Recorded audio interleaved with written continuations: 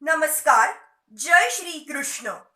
Acknowledging text 1, text 2, text 3 and text 4 of chapter 7, the son of Drona punished of first canto creation of Srimad Bhagavatam. Text 1. Shaunaka Uvacha Nirgate Narade Suta Bhagavana Badarayanah Shrutavamstada Bhi Pretam Tataha Kimakaroda Vibhuha. Rishi Shaunak asked, O Sut, the great and transcendently powerful Vyasadev heard everything from Shri Narad Muni. So after Narad's departure, what did Vyasadev do? In this chapter, the clue for describing Srimad Bhagavatam is picked up as Maharaj Parikshit is miraculously saved in the womb of his mother. This was caused by Drauni Ashwathama, Acharya Drona's son, who killed the 5 sons of Draupadi while they were asleep, for which he was punished by Arjun. Before commencing the great epic Srimad Bhagavatam, Shri Vyasadev realized the whole truth by trance in devotion. Text 2. Suta Uvacha Brahmanadyam Saraswatyamashramah Paschime Tate Shamyapras iti prokta Rushinam Satravardhanah. Shri Sut said, on the western bank of the river Saraswati, which is intimately related with the Vedas, there is a cottage for meditation at Shamyapras, which enlivens the transcendental activities of the sages. For spiritual advancement of knowledge, a suitable place and atmosphere are definitely required. The place on the western bank of the Saraswati is especially suitable for this purpose. And there is the ashram of Vyasadev at Shamyapras.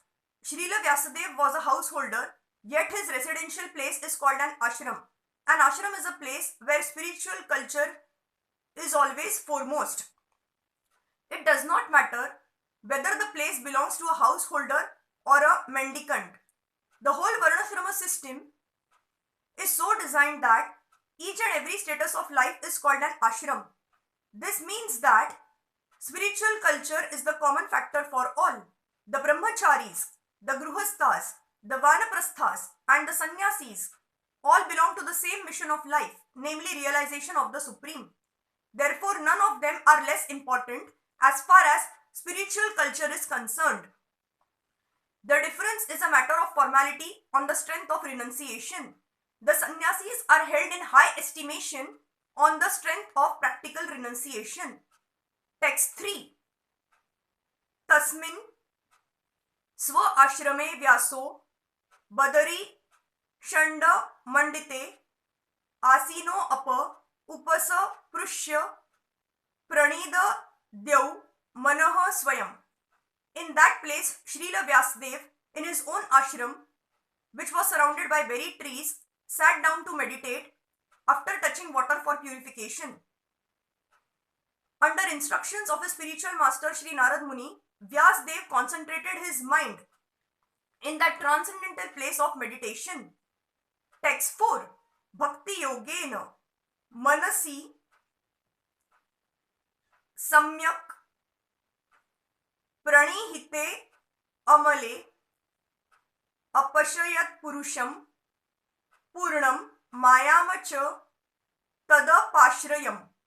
Thus he fixed his mind, perfectly engaging it by linking it in devotional service bhakti yoga without any tinge of materialism, and thus he saw the absolute personality of Godhead along with his external energy, which was under full control.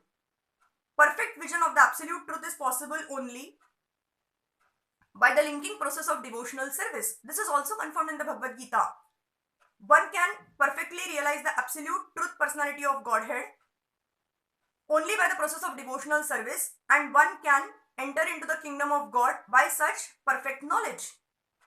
Imperfect realization of the Supreme by the partial approach of the impersonal Brahma or localized Paramatma does not permit anyone to enter into the kingdom of God. Shri Narad advised Srila Vyasadev to become absorbed in transcendental meditation on the personality of Godhead and his activities. Srila Vyasadeva did not take notice of the effulgence of Brahma because that is not absolute vision. The absolute vision is the personality of Godhead as it is confirmed in the Bhagavad Gita 7.19. Vasudevaha sarvam iti. In the Upanishads also, it is confirmed that Vasudeva, the personality of Godhead, is covered by the golden glowing Hiranmayena Patrena wheel of impersonal Brahma, and when that curtain is removed by the mercy of the Lord, the real face of the Absolute is seen. The Absolute is mentioned here as the Purush or person. The absolute personality of Godhead is mentioned in so many Vedic literatures, and in the Bhagavad Gita, the Purush is confirmed as the eternal and original person. The absolute personality of Godhead is the perfect person. The Supreme Person has manifold energies, out of which the internal, external and marginal energies are specifically important. The energy mentioned here is the external energy, as will be clear from the statements of her activities. The internal energy is there along with the absolute person, as the moonlight is there with the moon. The external energy is compared to darkness because it keeps the living entities in the darkness of ignorance. The word apashayam suggests that this energy of the Lord is under full control. The internal potency or superior energy is also called Maya, but it is spiritual Maya or energy exhibited by the actual realm. When one is under the shelter of this internal potency, the darkness of material ignorance is at once dissipated. And even those who are Atma Ram or fixed in trance take shelter of this Maya or internal energy. Devotional service or Bhakti Yoga is the function of the internal energy. Thus, there is no place for the inferior energy or material energy, just as there is no place for darkness in the effulgence of spiritual light. Such internal energy is even superior to the spiritual bliss attainable in the conception of impersonal Brahma. It is stated in the Bhagavad Gita that the impersonal Brahma effulgence is also an emanation from the absolute personality of Godhead Shri Krishna. The Param Purush cannot be anyone except Shri Krishna himself, as will be explained in the later shlokas. Thank you.